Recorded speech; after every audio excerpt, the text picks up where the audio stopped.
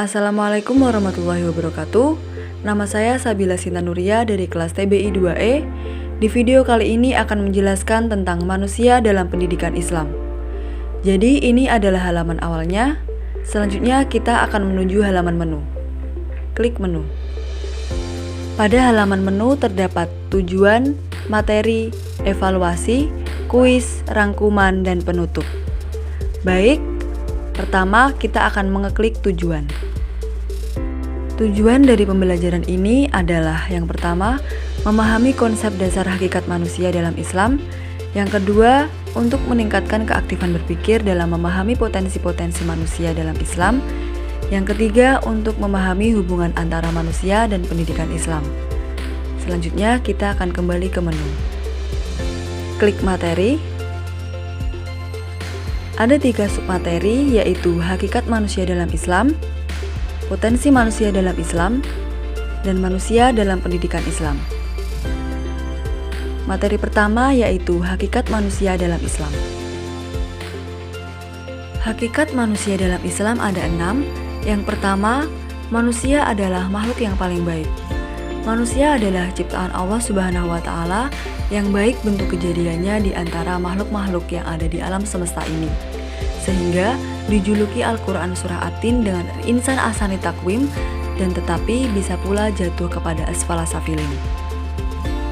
Kedua, manusia sebagai makhluk yang paling sempurna atau insan kamil. Manusia dalam Islam juga dikenal dengan sebutan insan kamil dengan potensi jasmani, akal, kalbu, akhlak, sosial, dan seni serta dimensi psikologikal yang dimilikinya. Ketiga, manusia sebagai makhluk khalifah di muka bumi. Keberadaan manusia di bumi adalah berfungsi sebagai khalifah yang bertugas memakmurkan penduduknya. Yang keempat, manusia sebagai makhluk yang paling bagus proses kejadiannya. Menurut Al-Quran Surah Al-Mu'minun ayat 12-16, manusia diciptakan Allah dari intisari tanah yang dijadikan nutfah dan disimpan di tempat yang kokoh dan aman. Kemudian nutfah dijadikan darah beku. Darah beku dijadikan mudghah, mudghah atau zigot dijadikan tulang, tulang dibalut dengan daging, yang kemudian dijadikan Allah makhluk manusia dalam bentuk fisik. Inilah 5 periode kejadian manusia dalam Al-Quran. Kelima, makhluk yang bersifat ketuhanan atau rohani. Dalam surah Al-Hijr ayat 29 dan As-Sajdah ayat 7-9, selanjutnya menjelaskan bahwa setelah kejadian manusia dalam kandungan, mengambil bentuk al-bashar, ditiupkan ke dalam roh, dan dijadikan baginya pendengaran, penglihatan, dan perasaan, sehingga lengkaplah proses kejadian manusia sebagai manusia khalifah yang memiliki banyak kemuliaan. Keenam, manusia sebagai makhluk yang mulia. Dalam surah Al-Isra ayat 70, ditegaskan oleh Allah bahwa manusia adalah makhluk yang mulia, yang kemuliaan berupa kemudahan dan penguasaan ilmu, pengetahuan, dan teknologi, rezeki, dan kelebihan-kelebihan lain dari makhluk Allah. Lalu kita akan kembali ke halaman sebelumnya. Subbab selanjutnya yaitu potensi manusia dalam Islam. Manusia sebagai makhluk Allah Subhanahu wa Ta'ala dianugerahkannya potensi yang banyak sekali jumlahnya. Fitrah atau potensi baik itu adalah dalam bentuk akhlak dan sifat-sifat Allah yang agung serta yang terkandung dalam Asmaul Husna. Asmaul Husna merupakan potensi yang dikaruniakan Allah kepada manusia yang wajib ditumbuh kembangkan melalui kegiatan pendidikan Islam. Pada umumnya, jenis akhlak dan sifat-sifat Allah itu dimiliki oleh manusia karena Allah memang telah menciptakannya kepada manusia, di mana ciptaan itu tidak akan diubah lagi. Misalnya, Allah memiliki sifat wujud, kuasa, mencipta atau kreatif, dan ilmu. Manusia juga memiliki sifat-sifat demikian, kendati pun tidak sama kualitasnya. Tugas dan tujuan manusia dalam hal ini adalah mengembangkan potensi-potensi baik tersebut sebatas kemampuannya sebagai manusia melalui pelayanan pendidikan Islam yang disertai dengan rasa amanah atau bertanggung jawab. Sekarang kita akan kembali ke halaman sebelumnya. Submateri selanjutnya yaitu manusia dalam pendidikan Islam.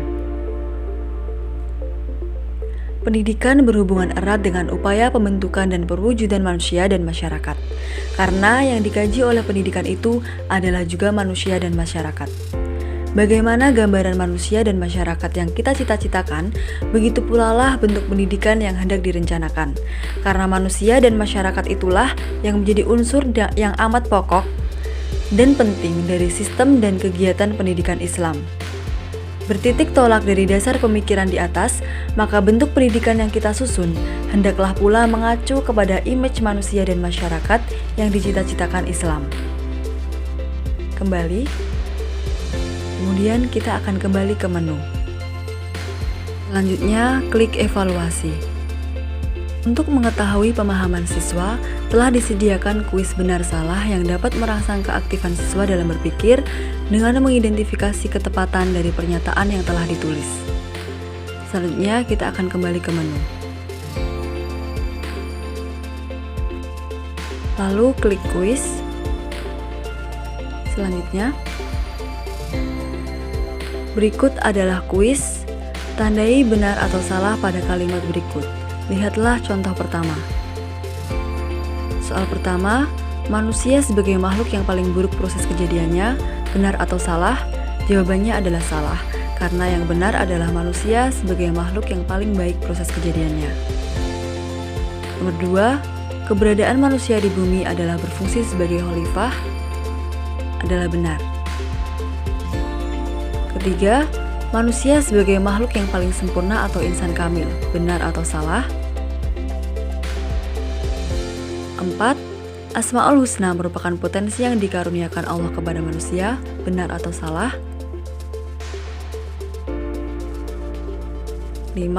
Pendidikan Islam sebagai sarana untuk mengkaji dan mewujudkan masa depan umat Islam yang cerah, benar atau salah? Selanjutnya, kita akan kembali ke menu.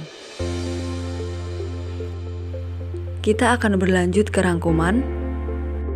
Konsep pendidikan dalam Islam tidak bisa dipisahkan pengertiannya dengan konsep manusia Islam, karena pendidikan itu adalah usaha untuk mewujudkan konsep manusia yang dicita-citakan Islam.